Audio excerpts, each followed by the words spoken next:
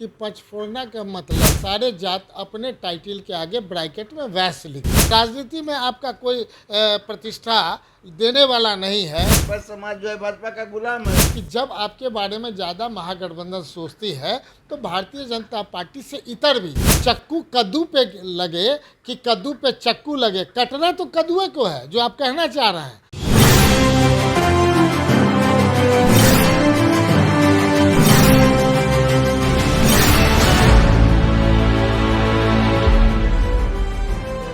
पूर्व मंत्री समीर कुमार महासेठ, बहुत बहुत बधाई आपको सर। सर ढेर सारी शुभकामना आपके द्वारा मिला, बहुत अच्छा लगा। स्टार चैनल के द्वारा आपकी भी प्रसिद्धि खूब हो, आपके चैनल का भी प्रसिद्धि खूब हो, इतना ही हमारी शुभकामना है। आप वैश्य महासभा के राष्ट्रीय अध्यक्ष हैं। जी बिहार के अंदर जो वैश्य जातियां हैं, 56 जातियां कहा जाता है, जी जी तो वो 56 जातियों में देखा जाता है कि कोई समन्वय आज तक कोई नहीं बन पाया।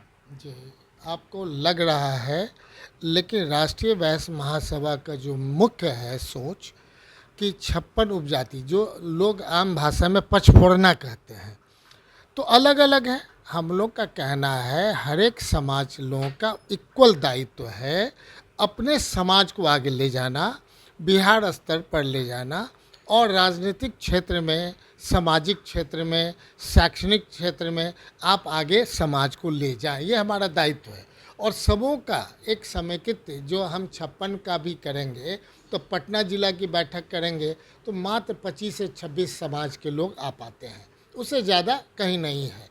तो एक साथ हम लोग कहीं भी पूरे जिला स्तर पर भी करते हैं तो हमने पाया है कि 100% लोग नहीं आ पाते हैं। ये समाज का अपना है कि लोग समझते हैं जो आपका कहना है, जो आपका सोच है, कि एकजुट नहीं हो पा रहा है। लेकिन जहाँ पर हमने कहा कि पचफोड़ना का मतलब ही होता है कोई सब्जी हो, कोई चीज़ डालिए, एक छूट जाएगा, कैसे एकजुट होगा? वही तो बताए। जब तक एक छूट जाता है तो पूरा टेस्ट नहीं आ पाता है। हर एक चीज़ों का एक लिमिटेशन है कि उस लिमिटेशन के आधार पे अब बढ़ेंगे तभी आगे बढ़ेगा। अच्छा, ये जातीय जनगणना जो हुई उससे वैश्य समाज को फायदा हुआ या नुकसान हुआ?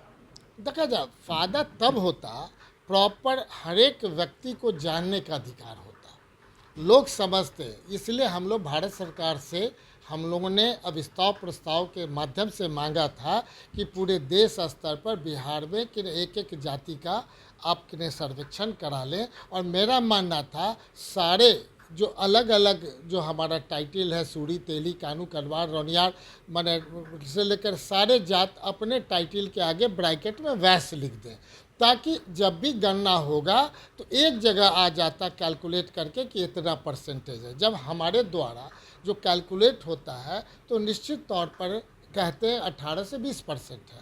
लेकिन अगर छोटा मोटा हम देख रहे हैं, कोई आधा % है, कोई 0.02% है, 2.5% है, 3% है, तो ले दे करके कुछ भी करते हैं तो 9% तक आता है। तो ये मेरा मानना है कि जो निगेटिव है, ये हर एक को इक्वल राइट है, राइट ऑफ इंफॉर्मेशन से भी मिलना कि हम कहाँ हैं, कहाँ स्टैंड कर रहे हैं, किस जिला में, ये जानकारी होनी चाहिए जातिगत गणना का, जो नहीं है। वैश्य राजनीति में जब हिस्सेदारी मांगता है जी तो वर्तमान सरकार यह कहती है कि मैं उनको विधि व्यवस्था ठीक करके एक माहौल दिया हूं बिजनेस का, उनको और क्या चाहिए? इससे कितना इत्तेफाक रखते हैं आप? देखा जाए, अगर वो इत्तेफाक इसलिए 100% है कि हम तो ये मान के चलते हैं कि चाहे उद्योग हो, चाहे कोई व्यापार हो, जहाँ पे हर एक जगह इंस्पेक्टर राज है, और हर एक इंस्पेक्टर राज में जो पहले 1,000 का काम होता था 5,000 50,000 का डिमांड हुआ, तो लोग अब पॉलिटिशियन के पास नहीं जाते हैं।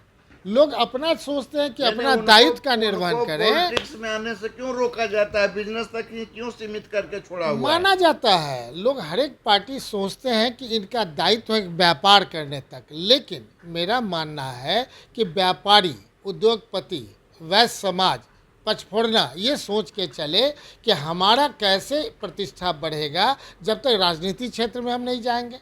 तो जो हमारा आबादी होगा उसी के प्रतिशत के हिसाब से ना मांगेंगे कि हमारे जो प्रतिशत है उसी के हिसाब से टिकट दीजिए। तो चूक कहाँ हो रही है समीर जी? तो दोनों तरफ चूक हो रही है ना।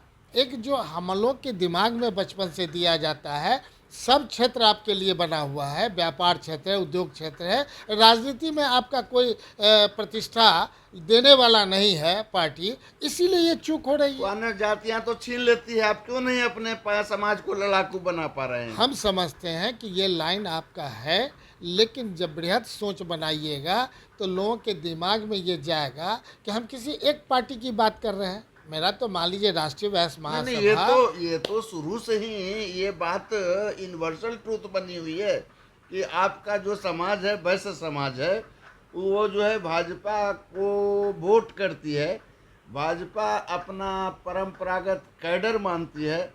मतलब एक और भी बात है जो आपको खराब लगेगा, वो यहाँ तक कि कहा जाता है कि वैश्य समाज जो है भाजपा का गुलाम है।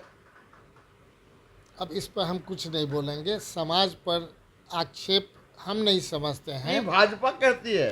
भाजपा कहती है, लेकिन भाजपा बोलती तो नहीं है। ये समाज के हर एक व्यक्ति पर दायित्व होता है कि उनको कितना रिकॉग्निशन मिला, कितना प्रतिष्ठा मिला। उसी में तो हम कह रहे थे कि जो व्यापार कर रहा है, अब उसका व्यापार भी तो अब नहीं रहा, अब वो वैश्य समाज का व्यापार नहीं रहा, वहाँ तो भी छीन रहा है, राजनीति में भी छीन रहे हैं। तो वो भारतीय जनता पार्टी अपना एनालिसिस करेगी कि कहाँ पर छीने, शिवहर सीट छीने कि सीतामढ़ी सीट छीने, कितने दिए थे टिकट, कितने पिछले बार जीते, इस बार क्या टिकट दिए, अरे एक टिकट दिए तो जीत गया, 100% रिजल्ट आया, तो उनको तो 100% दिख रहा है। लेकिन समाज अधूरा है, समाज को कोई लाभ नहीं मिला, समाज ये समझती है कि हमको ठगाया हुआ महसूस कर रही है। लेकिन ये मैसेज आप तक, समाज तक जाना चाहिए। हम लोग तो राजनीति में भी हैं, तो राजनीति का मतलब ये नहीं है कि गलत धारा से हर एक को हम मान के चलेंगे कि आप व्यापार भी विशुद्ध रूप से अच्छे ढंग से करें, टैक्स भी दें, हर एक जगह के लिए अपने आप को इस्टेब्लिश करिए, और राजनीतिक क्षेत्र में भी एक हाथ आगे बढ़ा करके जो लोग राजनीति में करते हैं उनको भी सपोर्ट करें। और रह गई पार्टी, तो अगर हम राष्ट्रीय जनता दल से हैं, महागठबंधन से हैं, तो मेरे आपके माध्यम से ये कहेंगे कि जब आपके बारे में ज़्यादा महागठबंधन सोचती है तो भारतीय जनता पार्टी से इतर भी दूसरे को भी आप इज्जत दें। अमूमन ये देखा जाता जी। है कि जो वैश्य बहुल इलाके हैं, जी उस इलाके में जो है भाजपा के विरुद्ध जो है किसी अन्य पार्टी, मान लीजिए एक राजद की बात कर लें, शिवहर में रितु जायसवाल को टिकट मिला, जी वैश्यों की बहुलता रहने के बावजूद वो हार गई। ये वैश्यों का आखिर ये जो है क्या माना जाए, मतलब कि भाजपा का एकदम जो है सो अंधभक्त है, क्या है? देखा जाए उस समीकरण के आधार पे अगर आप देख लें कि लगातार 7 और 8 जो सीट मिला लोकसभा का, सभी अपर कास्ट के सीट मिले हैं, तो वो उनको मिल सकता है। लेकिन वैश्य समाज अगर अगल बगल भी लड़ता है तो इतना न ज़्यादा वो लोग भोकल करके कहते हैं कि वैश्य समाज बहुत आगे बढ़ रहा है, वैश्य समाज, तो दुश्मन को रहे। मेरा मानना है चक्कू कद्दू पे लगे कि कद्दू पे चक्कू लगे, कटना तो कद्दुए को है, जो आप कहना चाह रहे हैं।